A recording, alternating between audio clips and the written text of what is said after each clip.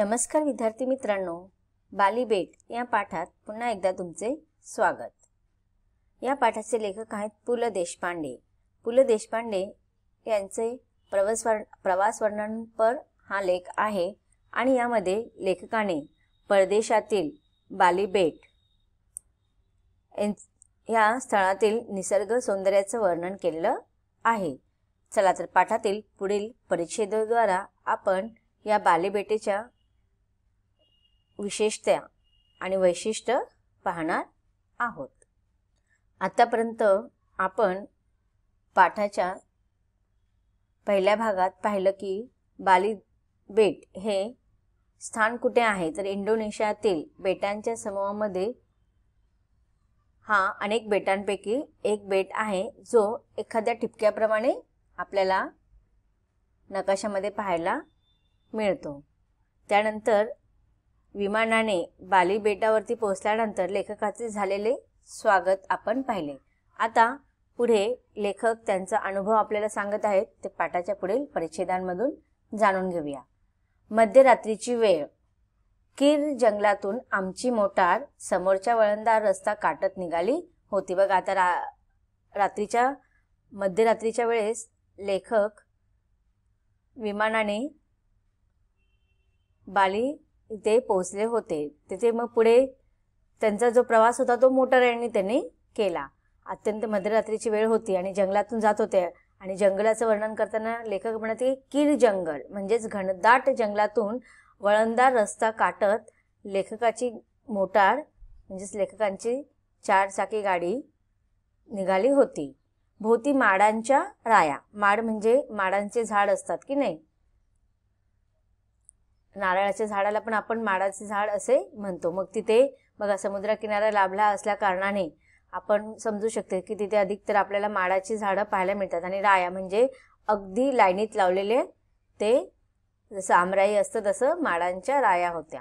मधूनच झापांची छपरे असलेल्या झोपड्यांचा पुंजका मोटारीच्या दिव्यांच्या प्रकाशात दिसून नाहीसा होई। आता बघा आपण जेव्हा प्रवास करत असताना रात्रीची वेळ असेल तर गाडीच्या जे लाईट असतात पुढचे 2 लाईट असतात, त्या लाईटीच्या प्रकाशामध्ये आपल्याला दुतर्फा रस्त्याच्या दोन्ही बाजूच्या छोटी मोठी येणारी गावं, जंगल किंवा जे काही असेल ते आपल्याला त्या गाडीच्या लाईटीच्या प्रकाशामध्ये पाहायला मिळत असतात। मग तसंच लेखक सांगतात की जेव्हा वळणदार रस्ता काटत त्यांची गाडी पुढे निघाली होती तर मोटारीच्या लाईटीच्या प्रकाशामध्ये, दिव्यांच्या प्रकाशामध्ये त्यांना अधेमध्ये कधी जंगल दिसायचं, घनदाट असं जंगल दिसायचं, तर कधी तिथे मध्ये असणारे झापांचे छपरे असलेले झोपडे दिसायचे आणि त्यांचा समूह दिसायचा म्हणजेच पुंजका दिसायचा।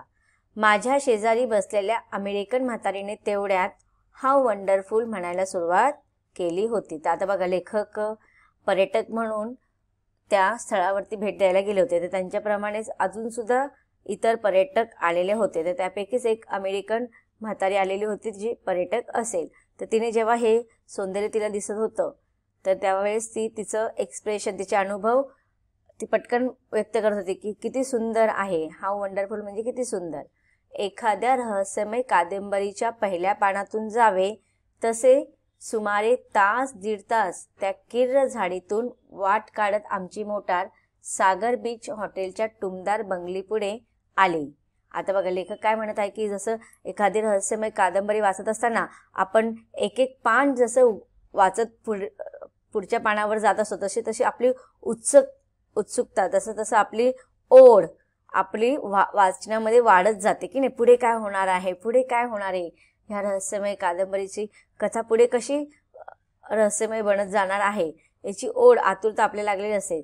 तसंच मग लेखक जेव्हा ह्या गाडीतून प्रवास करत होते आणि ह्या प्रवासामध्ये सुमारे तास 1.5 तास त्या कीर झाडीतून म्हणजे घनदाट झाडीतून वाट काढत त्यांची गाडी किंवा त्यांची मोटार अशी पुढे वळणदार रस्त्याने जात होती। आणि जसं जसं त्यांची ती तास 1.5 तासाचा जो प्रवास होता, तर प्रत्येक प्रवासामध्ये प्रत्येक नवीन निसर्गाचा आनंद ते लुटत चालले होते आणि पुढे अजून किती आनंद असणार आहे, अजून किती निसर्ग त्यांना पाहायला मिळणार आहे, अजून किती त्यांना वैशिष्ट्य ह्या बाली बेटाचे पाहायला मिळणार आहे ही त्यांची उत्सुकता सारखी वाढत होती. आणि अशीच त्या तास दीड तास प्रवास केल्यानंतर त्यांची गाडी सागर बीच हॉटेलच्या टुमदार बंगलीपुढे येऊन थांबली आणि तिथल्या तरुण बाली सुंदरीने आमचे स्वागत केले. आता बघा, जिथे आपण कधी असं प्रवासाला जातो किंवा हॉटेलमध्ये वगैरे जातो तिथे रिसेप्शनिस्ट असतात. जसे प्रवासी हॉटेलमध्ये जातातच तसेच ते काय करतात, रिसेप्शनिस्ट किंवा इतर ज्या त्या हॉटेलचे अधिकारी असतात ते येऊन प्रवाशांचे स्वागत करत असतात, त्यांना वेलकम करत असतात. तसेच मग त्या हॉटेलमधल्या सागर बीचच्या हॉटेलमधल्या तरुण बाली सुंदरीने लेखकाचे स्वागत केले. रात्रीचा 1:30-2चा सुमार असेल, पण ती तरुणी आणि स्वागत विभागातले ते चपल तरुण चेहऱ्यावर जागरणाचा यत्किंचितही ताण न दाखवता स्वागत करत होते.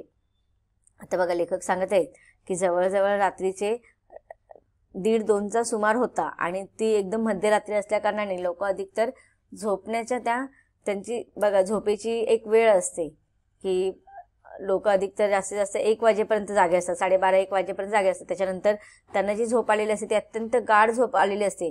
मग 1:30-2चा सुमार म्हटलं की अत्यंत गाढ झोपेची वेळ असल्या कारणाने लोकांना त्यावेळेस जर जागवायला तुम्ही गेलात तर ते भयंकर चिडतात किंवा त्यांच्या चेहऱ्यावरती नाराजी तुम्हाला दिसायला मिळेल किंवा आळस आलेला पाहायला मिळेल.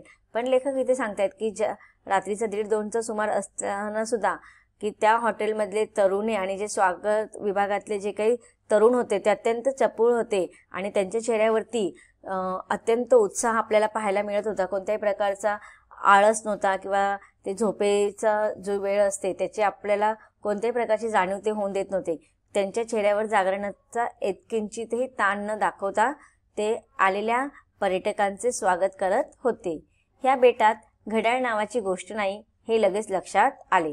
बघा, आता इथे लेखकाने असं का म्हटलेलं आहे की घड्याळ नावाची गोष्ट नाही, की जसं आपण बघा आपण घड्याळाच्या किती वाजले याच्यानुसार आपण आपलं जीवन ठरलेलं असतं की सकाळी ह्या वेळेला उठायचं, ह्या वेळेला काम करायचं, ह्या वेळेला दुपारी सगळी ही कामं उरकली पाहिजे, मग संध्याकाळी ह्या वेळेला आपलं संध्याकाळचा दिनक्रम झाला पाहिजे, जेवण झालं पाहिजे, मग रात्री ह्या वेळेला आपण झोपलं पाहिजे, मग रात्री ह्या वेळेला झोपलं पाहिजे, मग ह्या इतक्या वेळ झोपल्यानंतर सकाळी ह्या वेळेलाच आपण उठून पुढचा नित्य दिनक्रम चालू केला पाहिजे. हे आपण कसं घड्याळाच्या काट्याप्रमाणे आपलं चालू असतं, म्हणजे घड्याळाशिवाय आपलं जीवन हालत नाही.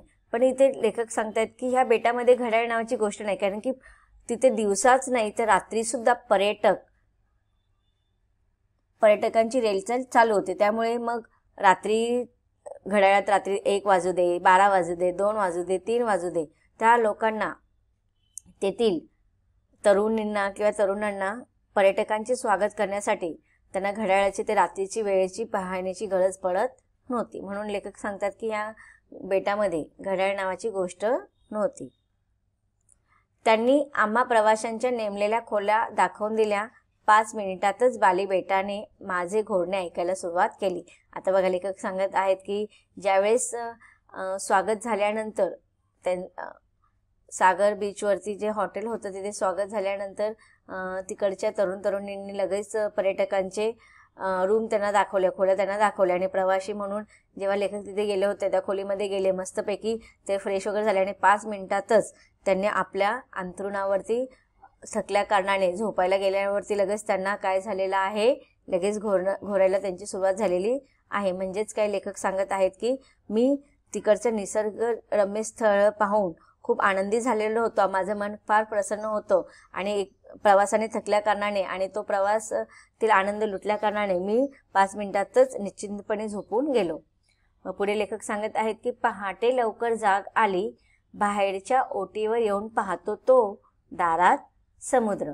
आता बघा, जे लेखक सांगत आहेत की रात्री उशीर झोपल्या कारणाने पहाटे लवकर जाग आली. त्यांना नित्यक्रम असतो की नाही एखाद्याचा, की रात्री किती उशिरा झोपू दे, किती थकू दे, थकलेले असले तरी सकाळी नित्य वेळावरती नेहमीच्या वेळावरती उठायचं. मग त्याचप्रमाणे लेखकाला पहाटे लवकर जाग आली आणि जेव्हा तो त्याच्या हॉटेलच्या त्या लेखकांच्या हॉटेलच्या ज्या खोलीच्या बाहेर त्या ओटीवरती जेव्हा ते आले, की गॅलरी वगैरे असते की नाही, तिथे जेव्हा आले पाहतात काय की समुद्र अगदी त्यांच्या जवळून त्यांना पाहायला मिळत होता. म्हणून लेखक म्हणतात की तो समुद्र जणू काही दारात आलेला होता. त्या अंधुक प्रकाशात कोळ्यांच्या चिमुकल्या होड्या मासेमारीला निघाल्या होत्या. आता बघा, तुम्हाला माहिती आहे की मासेमारी वगैरे जे करणारे लोक असतात ते भल्या पहाटे सूर्यप्रकाश व्हायच्या आधीच काळोखामध्येच त्यांच्या बोटी घेऊन ते निघतात. तसंच मग लेखक सांगते की अंधुक प्रकाशात कोळ्यांच्या चिमुकल्या होड्या मासेमारीला निघालेल्या होत्या. ओटी पुढच्या अंगणात मी फिरायला सुरुवात केली. फक्त देवळातला पहाटेचा चौघडा वाजत नव्हता. आता इथे लेखक सांगते की सकाळी जे आपल्या भारतामध्ये जो अनुभव असतो तोच सगळं त्यांना पाहायला मिळालं, पण त्याप्रमाणे देवळामध्ये सकाळी जे भजन कीर्तन किंवा चौघडे वगैरे वाजतात, वाद्ये असतात की नाही भजनाचे वगैरे कीर्तनाचे, ते तिथे वाजत नव्हते. एरवी थेट गावे, ती पण इतर जर आपण पाहिलं तर गावं जशी असतात आपल्या भारतामध्ये, जशी गावाचं वातावरण असतं, छोट्या छोट्या खेडेगावांचं जे वातावरण असतं तेच वातावरण त्यांना तिथे पाहायला मिळालं. मी जनाची किंवा मनाची पर्वा न करता मुक्त आवाजात गायला सुरुवात केली. प्रिये पहा रात्रीचा समय सरोनी येत उषकाल हा. तर आता इथे लेखक सांगतायत की तिकडचं ते सौंदर्य पाहून माझ्या मनामध्ये ती सकाळची जे वातावरण होतं ते मनाला मुग्ध करून झालं होतं. म्हणून मी कोणाचेही विचार न करता फक्त मी माझ्या मनाचा आनंद व्यक्त करण्यासाठी लेखक सांगतात की त्यांनी सकाळचं सुप्रभात गीत गायला सुरुवात केलं. किर्लोस्करांच्या गुल होसूरच्या आसपास असलीच एखादी पाठ फुटताना पाहूनच ते गाणे लिहिले असावे. मग आता बघा, लेखकाने हे किर्लोस्करांचं गाणं गायला सुरुवात केलं होतं आणि त्यावेळेस त्यांना असं जाणवलं की किर्लोस्करांनी हे गाणं कधी लिहिलं असेल, तर सकाळीच जेव्हा असं सुंदर प्रभात, सुंदर पहाटेचं वर्णन त्यांनी पाहिलं असेल आणि ते वर्णन त्यांच्या मनाला लोभलं असेल आणि मग ते लोभस वातावरणामुळे त्यांनी ही सुंदरचं उषकालचं ही कविता त्यांनी लिहिली असेल. आणि ती कविता इथे लेखकांना अत्यंत त्या वातावरणाशी मिळती जुळती वाटल्या कारणाने त्यांच्या मनात ती कविता आली आणि ते म्हणू लागले. एखाद्या रम्य नाटकांची नांदी सुरू व्हावी तशी ही पहाट होती. आता इथे लेखक म्हणतात की रम्य नाटकाची नांदी सुरू व्हावी तशी ही पहाट होती. तर नांदी म्हणजे काय? नाटकांची नांदी इथे सांगितलेलं आहे आपल्याला की पूर्वी संगीत नाटकांची सुरुवातीला नटेश्वराने आळवणी करण्याचे एक पद असायचं, त्याला आपण नाटकांची नांदी असे म्हणतो. ज्याप्रमाणे इथे एक पद लेखकाने गायलेलं आहे की प्रिये पहा रात्रीचा समय सरून येत उषकाल हा. हे जे पद आहे ना, ते संगीत सौभद्र ह्या जुन्या नाटकातील श्रीकृष्णाद्वारे म्हटलेले एक, त्यांच्या मुखातून म्हटलेले हे एक पद आहे. तर अशी इथे नाटकांची नांदी लेखकाला जेव्हा हे पहाटेचं सुंदर वातावरण लेखक पाहतात, तर अशा नाटकामधील सुंदर नांदींची त्यांना तिथे आठवण आलेली आहे. पहाटेला स्वप्नांची परिसमाप्ती होते म्हणतात. पण आता इथे लेखकाने काय सांगितलेलं की पहाटेला स्वप्नांची परिसमाप्ती होते. की बघा, आपण स्वप्न कुठे कधी पाहतो? तर रात्री झोपेमध्ये पाहतो की नाही. मग अशी वेगवेगळी स्वप्नामध्ये आपण रात्रीचा अनुभव घेत असतो. रात्री आपण स्वप्नांचा असं अनुभव घेत असतो आणि कधी कधी स्वप्न एका लागोपाठ न थांबता सुद्धा पडत असतात. मग जेव्हा आपण पहाटे उठतो की नाही, मग तेव्हा आपली स्वप्न संपतात. म्हणजे आपण रात्रीच्या अंधारामध्ये जेव्हा झोपतो, आपण काळोखामध्ये जेव्हा झोपतो, तर आपली स्वप्नांची सुरुवात होते. स्वप्न पाहतो ते आपण रात्री झोपेमध्ये. पण जेव्हा पहाटे उठतो आपण, पहाट होते आणि आपण उठतो आणि मग तिथे आपली स्वप्न संपतात. म्हणून इथे लेखक म्हणतात की पहाटेला स्वप्नांची परिसमाप्ती होते म्हणतात. पण बाली बेटातल्या त्या पहाटेने एका स्वप्नांची नांदी सुरू केली आणि चांगला आठवडाभर मी त्या बालीतल्या स्वप्नसृष्टीत वावरत होतो. मग आता बघा, लेखक काय म्हणतात की आपल्या जीवनामध्ये आपण कधी न पाहिलेल्या गोष्टी आपण स्वप्नामध्ये पाहत असतो आणि हे स्वप्न आपल्याला अधिकतर रात्री झोपेमध्ये आपण पाहत असतो. पण लेखक इथे म्हणतात की पहाटेला स्वप्नांची परिसमाप्ती होते, म्हणजे पहाटे आपण अधिकतर स्वप्न आपली संपतात. पण लेखकाने इथे सांगितलेलं आहे की त्यांच्या अनुभवानुसार की जेव्हा ते बाली बेटावर गेलं तर त्यांना वेगळा अनुभव आला की पहाटे त्यांना स्वप्न पडू लागले आणि जणू काही ते स्वप्नात वावरत आहे असा स्वर्गातील नंदनवनाचा अनुभव त्यांना जवळजवळ चांगला आठवडाभर त्यांनी घेतला. आणि ह्या आठवडाभरामध्ये बालीतील निसर्ग सौंदर्य पाहून जणू त्यांना असं वाटत होतं की ते स्वप्नसृष्टीमध्ये जणू काही ते वावरत आहे. म्हणजे त्यांना प्रत्यक्ष जो अनुभव आलेला होता तो वास्तव्यातला वाटतच नव्हता, जणू काही ते स्वप्नामध्येच वावरत आहे असं ते त्यांना भासत होतं. असा सुंदर प्रदेश आणि इतकी अश्राप माणसे पुन्हा कधी पाहायला मिळणार? आता लेखक त्यांचा अनुभव सांगताना म्हणतात की हा मनाला भावून जाणारा निसर्ग पाहत असताना त्यांच्या मनामध्ये प्रश्न येतोय की इतका सुंदर प्रदेश आणि अश्राप माणसे. अश्राप माणसांचा अर्थ काय असतो की अत्यंत भोळी भाबडी. गावातील माणसं आपण बघतो ना कशी साधी भोळी असतात की नाही. मग असा सुंदर प्रदेश आणि तिथे राहणारी अश्राप अत्यंत भोळी भाबडी माणसं पुन्हा मला कधी जीवनात पाहायला मिळतील का, असा प्रश्न लेखकाला इथे पडतो. तर विद्यार्थी मित्रांनो, आतापर्यंत आपण काय बरं पाहिलं, काय शिकलो? तर आपण शिकलो बालीबेट हे स्थान कुठे आहे, मग लेखकांचं स्वागत कसं झालं बालीबेटावर पोहोचल्यानंतर, तेथील निसर्ग सौंदर्याचं वर्णन लेखकाने आपल्याला सांगितलं आणि नंतर त्यांनी सकाळच्या सुंदरतेचं, सकाळच्या पहाटेच्या सौंदर्याचं वर्णन आपण लेखकाच्या माध्यमातून ह्या प्रवास वर्णनांमध्ये पाहिलं. लेखक अजून बालीबेटाचं वैशिष्ट्य आपल्याला सांगणार आहेत. त्याचा अभ्यास आपल्याला नक्कीच पाहायचा आहे किंवा नक्कीच करायचा आहे, परंतु त्याचा अभ्यास आता आपण पुढील भागामध्ये पाहणार आहोत. धन्यवाद.